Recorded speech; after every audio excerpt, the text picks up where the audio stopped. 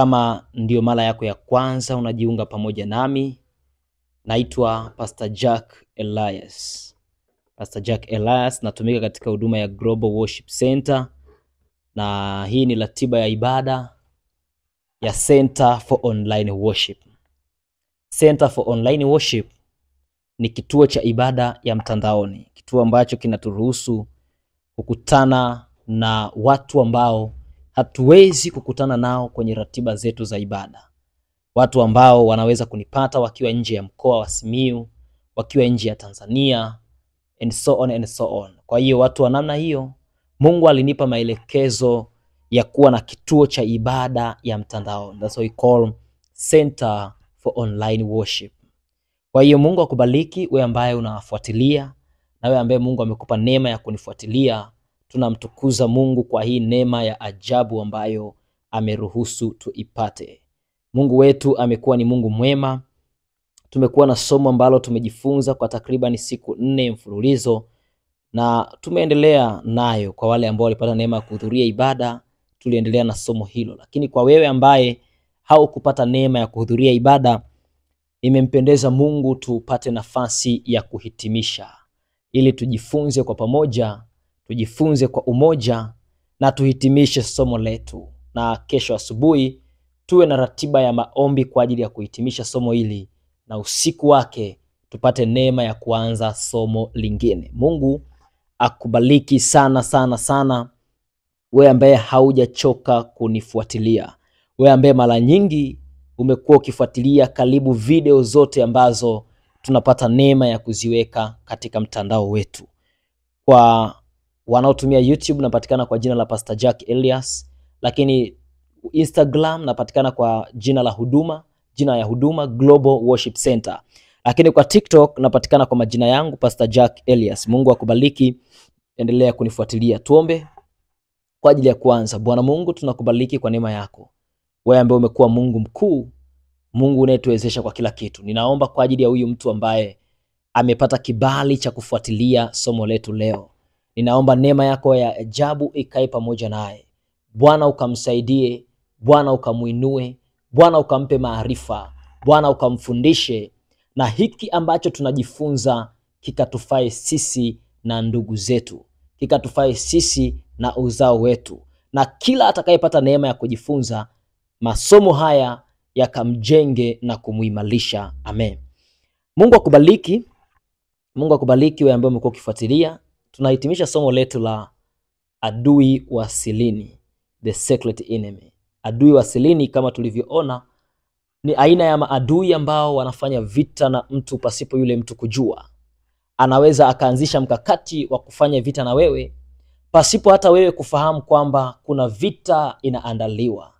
Wakati wewe umetulia, wakati wewe ukiamini ni amani, wakati wewe ukiamini ni furaha, wakati wewe ukiamini kila kitu kimekwenda vizuri, wakati wewe ukiamini hakuna jambo baya linaloendelea, adui anapigana na wewe pasipo wewe kujua. Huyo ndio anaitwa adui wa siri au vita vya silini. Sasa tumejifunza kwa siku ya kwanza, kwa siku ya pili, na leo tuko siku ya 3. Tumeona namna ambavyo adui wa siri anatenda kazi. Tumeona namna ambavyo adui wa silini anatenda kazi kwenye maisha ya mtu. Anamshambulia, anamuathiri, anamdhuru pasipo muhusika yeye kujua ni kwa namna gani anashambuliwa. Lakini tukaona kwamba mtu ataanza kuona dalili mbaya. Ataanza kuona kuna baadhi ya mambo hayaendi vizuri. Ataanza kuona kuna vitu havikai sawa. Ataanza kuona kuna mambo hayaendi kama yalivyotakiwa kwenda. Ataanza kuona kuna mambo yanabadilika. Wakati akiyaona hayo, zinakuwa ni dalili za wazi kwamba kuna uwezekano mkubwa ya kwamba vita inapiganwa kwa namna ya siri. Haiwezekani mchumba mlikuwa na mahusiano mazuri, mlikuwa na mipango mizuri, lakini ghafla inatokea anaanza kubadilika. Anaanza kuwa hapatikani tena kwa simu.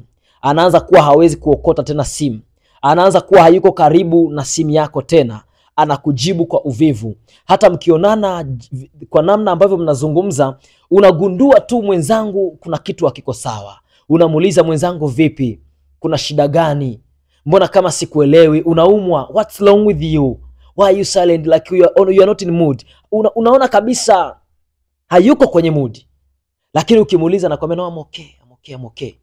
But you ask him, I see like you are not okay. Even how you respond to me, you are not okay. Anything that I'm asking you, your answer shows me that you are not okay. But he maintained himself that no, I'm okay. So hii ni moja ya dalili ambayo inatuonesha athari ya vita vya silini. Lakini pia we learn that adui wa silini anakupiga kwa namna ya ajabu sana, namna ambayo huwezi kuelewa. Unakuja kuona tu matokeo yamekupata kwa namna isiyokusudiwa. Sasa nataka leo vitu viwili tuviweke kwenye mioyo yetu. Jambo la kwanza, natamani ujifunze namna ambavyo mtu anaweza akafanyika adui wa siri pasipo kujua. Na ukishajua hili, basi na wewe ujue kwamba haupaswi kuwa adui wa siri kwenye maisha ya mtu. Kuna watu ambao Biblia nitakuonesha hapa, kuna watu ambao wanafanyika kuwa maadui wa silini pasipo wao kujua. Wanashtukia kwa namna moja ama nyingine, wameingia kwenye vita, kupigana vita na mtu pasipo wewe kujua. Tena wewe ndio unakuwa adui kwake, adui kwa mahusiano yake, adui kwa ndoa yake, adui kwenye biashara yake. Kwa namna in any ways it can happen that ukajikuta umefanyika kuwa adui wa siri kwenye maisha ya mtu, ukaathiri maisha yake. Adui anatambulika pale ambapo dhamira yake inakuwa ni mbaya, pale ambapo kile ulichokitoa kimeleta mabaya kwa mtu, automatic unakuwa counted kama a secret enemy kwa yule mtu. Tuangalie kitabu chetu pendwa, kile ambacho tutahitimisha nacho leo, kitabu cha Mathayo, lakini leo tutaangalia sura ya pili. Kitabu cha Mathayo sura ya pili, kuanzia mstari wa kwanza. Biblia takatifu inasema, Yesu alipozaliwa katika Bethlehem ya Uyahudi zamani za mfalme Herode, tazama mamajusi wa mashariki walifika Yerusalemu wakisema, yuko wapi yeye aliyezaliwa mfalme wa Wayahudi? Kwa maana tuliona nyota yake mashariki, nasi tumekuja kumsujudia. Natamani uifuatilie habari hii, alafu utaona jinsi ambavyo mamajusi wa mashariki walikuwa wameingia kwenye mtego wa kufanyika maadui wa siri kwenye maisha ya Yesu Kristo. Mstari wa 3, basi mfalme Herode aliposikia hayo, alifadhaika na Yerusalemu pia pamoja naye. Akakusanya wakuu wa makuhani wote na waandishi wa watu, akatafuta habari kwao Kristo azaliwa wapi. Nao wakamwambia, katika Bethlehem ya Uyahudi, kwa maana ndivyo ilivyoandikwa na nabii. Nawe Bethlehem katika nchi ya Yuda hu mdogo kamwe katika majumbe wa Yuda, kwa kuwa kwako atatoka mtawala atakayewachunga watu wangu Israeli. Kisha Herode akawaita wale mamajusi faragani, akapata kwao hakika ya muda tangu ilipoonekana ile nyota. Akawapeleka Bethlehemu, akasema, shikeni njia mkaulize sana mambo ya mtoto, na mkisha kumwona nileteeni habari, ili mimi nami niende nimsujudie. Nao waliposikia maneno ya mfalme walishika njia, na tazama ile nyota walioiona mashariki ikawatangulia, hata ikaenda ikasimama juu ya mahali alipokuwapo mtoto. Nao walipoiona ile nyota walifurahi furaha kubwa mno. Wakaingia nyumbani, wakamwona mtoto pamoja na Mariamu mamaye, wakaanguka wakamsujudia. Nao walipokwisha kufungua hazina zao, wakamtolea tunu, dhahabu na uvumba na manemane. 12, nao wakiisha kuonywa na Mungu katika ndoto wasimrudie Herode, wakaenda zao kwao kwa njia nyingine. 13, na hao walipokwisha kwenda zao, tazama malaika wa Bwana alimtokea Yusufu katika ndoto, akasema, ondoka umchukue mtoto na mama yake, ukimbilie Misri, ukae huko hata nikuambie, kwa maana Herode anataka kumtafuta mtoto amwangamize.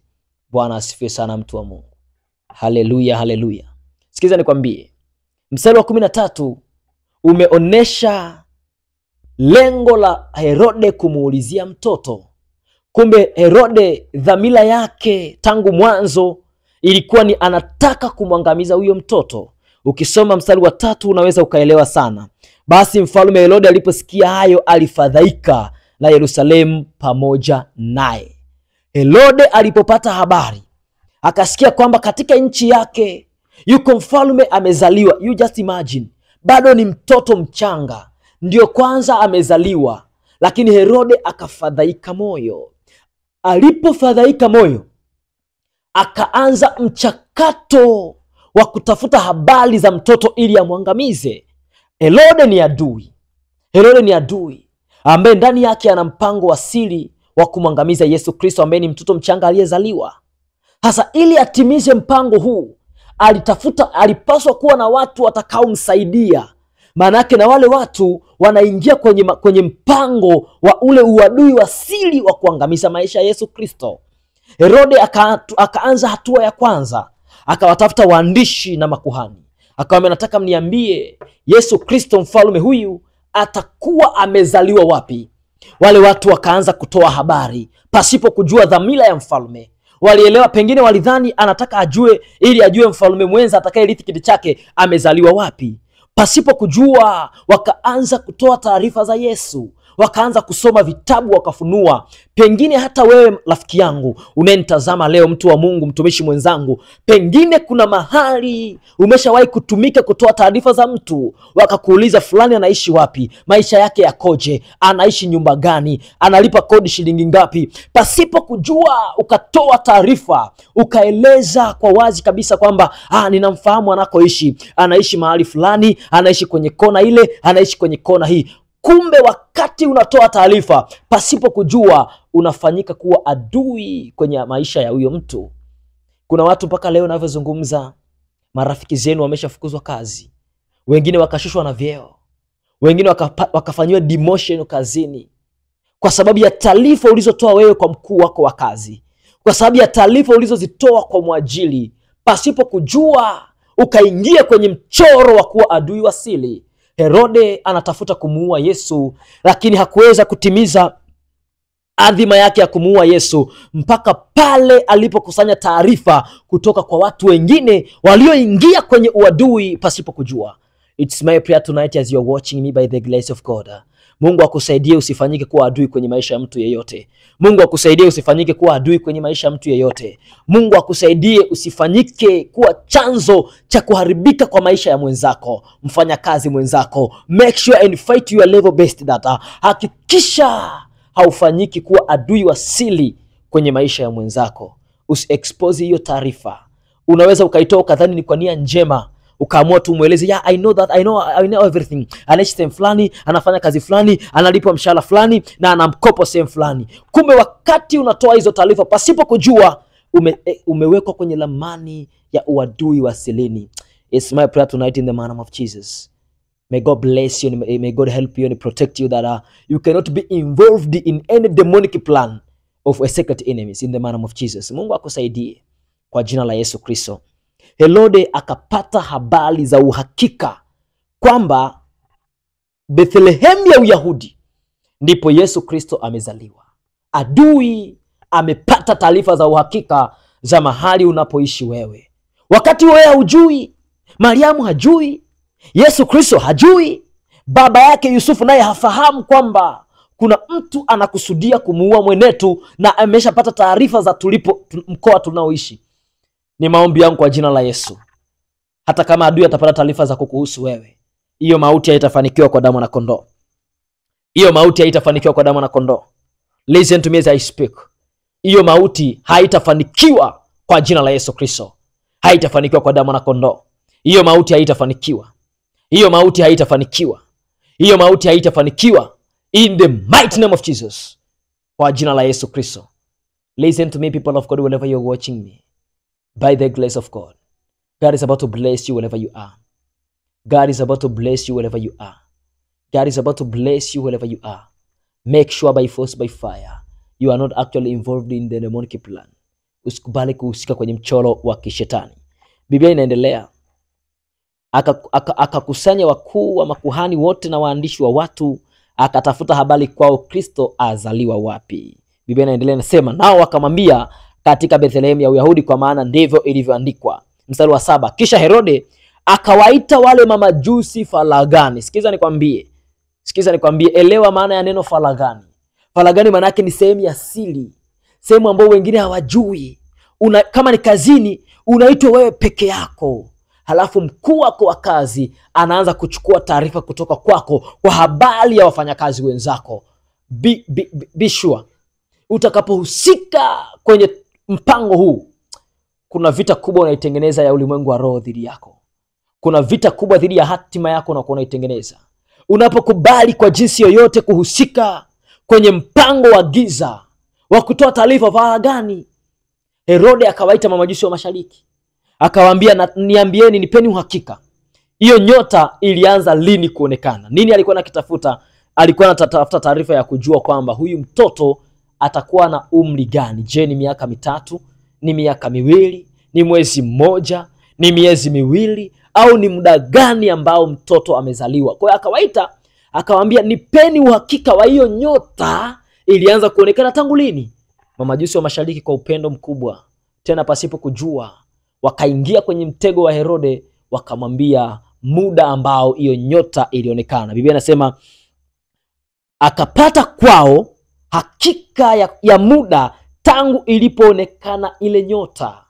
Angalia sasa, adui ameshapata taarifa za mkoa ambao Yesu Kristo amezaliwa, lakini pia akapata taarifa nyingine ya huyu mtoto atakuwa na umri gani. Bwana, hii nyota imeonekana mwezi wa 7. Kwa anahesabu mwezi wa 7, wa 10, wa 8, wa 9, wa 10, wa 11, 4 months. Kwa anajua ni watoto wa miezi 4. Huyu mtoto ana miezi 4 sasa hivi. Anaanza kufanya specification. Ana go deep. Haikuishia hapo. Akawaambia, sasa nataka muende kwenye mji wa Bethlehem ya Yuda, ya Uyahudi. Mkaangalie, mkamtafute huyo mtoto. Ulizieni habari za mtoto, na mtakapopata habari kamili ni mtoto wa nani na yuko kwenye nyumba gani, njoni mnipashe habari. Listen to me. Biblia inaendeleza hapa, inasema akawapeleka Bethlehem, akasema, shikeni njia mkaulize sana mambo ya mtoto, na mkisha kumwona nileteeni habari, ili na mimi nami niende nimsujudie. People of God, listen to me. Nisikize kwa makini, mtu wa Mungu. Usije ukakubali kuingia kwenye mtego wa namna hii, kwamba niangalizie mke wangu anachokifanya, niangalizie mchumba wangu anachokifanya. Ukimwona ameenda sehemu fulani, nipe taarifa. My friend, unaingizwa kwenye mchoro wa kuwa adui wa siri. Unaingizwa kwenye mchoro wa kuwa adui wa siri. Usikubali. Make sure, by force, by fire, by the God's grace, hakikisha haukubali kutumiwa. Usikubali kuingia kwenye huo mtego. Usitoe hiyo taarifa, ni mtego. Unamuingiza mwenzako kwenye vita. Unapigana naye kwa namna ya sirini, hata wewe hujui kama unapigana vita. Haujui kama umevaa ugomvi kwa namna ya rohoni, umevaa ugomvi dhidi ya maisha ya mtu. Haujui kama umeanzisha vita na maisha ya mtu. Haujui kabisa. It's my prayer tonight, katika jina la Yesu Kristo, Mungu akakusaidie. Ni maombi yangu kwa jina la Yesu Kristo, Mungu akakusaidie kwa damu ya mwana kondoo. Mamajusi wa mashariki wanaenda kabisa kufuatilia. Wakamuona mtoto. Herode amekaa mahali, ametulia, anasubiri wampe taarifa. Ametulia kabisa, relax. Anasubiri mamajusi wa mashariki wapeleke feedback kwamba tumemuona kijiji fulani, nyumba namba fulani, barabara fulani. Lengo lake alitaka kumuua. Maana yake ni kwamba kama angeweza kupata uhakika wa Herode alipo, wa Yesu Kristo alipo, maana yake angetuma hata wavamizi. Wakaenda wakavamia, wakamteka mtoto, wakati mwingine wakamuua kabisa, wakamuangamiza, au wakamchukua wakaenda kumficha, wakaenda kuishi naye. Kwa nini? Kwa sababu si adui amefahamu tayari, ameshajua kichomi ni mtoto mmoja wa miezi kadhaa. Ametuma wapelelezi, wamepeleka zile taarifa. Usikubali kutumika kwa jina la Yesu. Hata kama ni mkuu wako wa kazi, hata kama ni kwenye majukumu yako ya kazi, usikubali kutumika kwenye habari ya kuathiri maisha ya mtu. Usikubali kutumika kwenye engo ya kuathiri maisha ya mtu. Reject, kataa kutumika. Usikubali kutumika, mtu wa Mungu, na Mungu akusaidie kwa jina la Yesu. Usikubali kutumika kwenye kukusanya taarifa, kumpelekea mtu mwenye nia ovu na yule mtu. Maana yake unakuwa umemuuza. Maana yake wewe ni adui namba 1 kwenye maisha yake. Mtu akikusaliti akakupeleka mikononi mwa maadui zako, adui yako sio adui kwako, bali aliyekusaliti ndiye adui kwako. Hakikisha hauwi miongoni mwa hao watu. Kuna watu mmeingizwa kwenye laana ambazo hazina maana. Kuna watu mmeingiza kwenye mitego ambayo mpaka leo inaathiri maisha yenu. Kuna watu mpaka leo vizazi vyenu vinapitia changamoto kwa sababu ya aina ya usaliti mliowahi kuutenda nyuma. Kwa sababu ya jinsi mlivyopoteza maisha ya watu kwenye kazi, kwenye ndoa, kwenye biashara. Mmeharibu ndoa za watu, mmeharibu biashara za watu, mmeharibu kazi za watu, mmeharibu shughuli za watu. Iko miradi ya watu imeharibika, na wako watu wamepoteza kabisa maisha kwa sababu ya taarifa uliyoitoa wewe. Mungu akusaidie kama uko miongoni mwao. Takuongoza maombi ya toba na Mungu akusaidie ili ukatengeneze upya. Hiyo laana isikutafune wewe na uzao wako. Hili ni jambo la kwanza nilikuwa nakwambia. Jambo la pili, natamani ujue vita ya adui wa silini haupigani nayo wewe. Why? Kwa sababu haumjui adui. No way that you can fight with him. Kwa sababu haumfahamu, na wakati mwingine hautambui kabisa kama kuna vita inaendelea kwenye maisha yako. Sometimes you know nothing about the battle that is going on upon your life. Hauelewi. Kwa sababu si ni vita ya kimya kimya.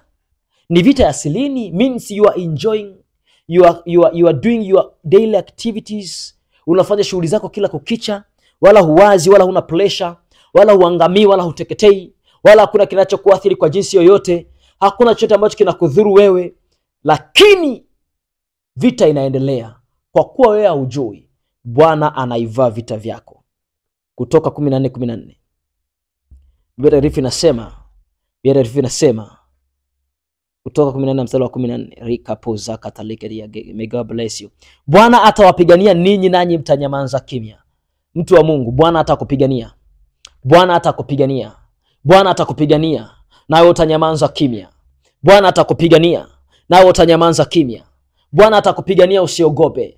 Na wewe unayepigana na watu kwa namna ya silini, tambua ya kwamba haupigani na huyo mtu, unapigana na Mungu wa huyo mtu.